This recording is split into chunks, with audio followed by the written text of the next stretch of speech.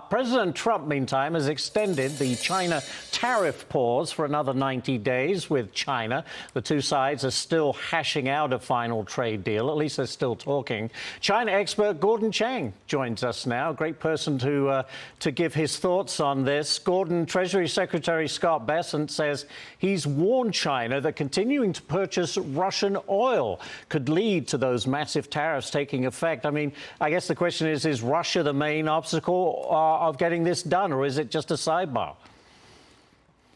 Well, this is really important because we've imposed an additional 25% tariff on India for purchasing Russian oil.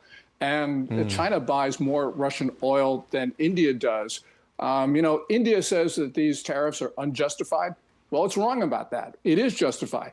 But India does have a point when it says it's unfair because these tariffs aren't being imposed on China. And the problem is, by not imposing those tariffs on China, China makes the case, and a lot of people around the world accept it, that President Trump feels that he is in an inferior position to China.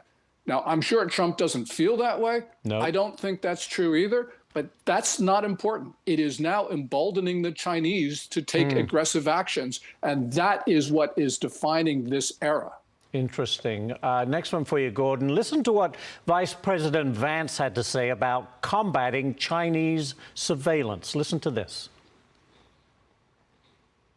We know that Chinese companies have been really big offenders when it comes to the theft of American intellectual property. We got to prosecute that stuff and push back against that stuff. We have to make sure that we don't have people who are spying on American companies, either in our education laboratories or in the companies themselves. We need to protect our own manufacturing. The way that China was able to catch up to us technologically is that they took all of these great manufacturing industries and built a whole technology infrastructure on top of that manufacturing base. Yeah, the question, Gordon, are we doing enough to protect against China's theft of our intellectual property? Clearly not, because we know that China steals hundreds of billions of dollars of U.S. intellectual property each year. John Ratcliffe, when he was director of national intelligence in 2020, in that famous Wall Street Journal op-ed, put the number at perhaps $500 billion, he said.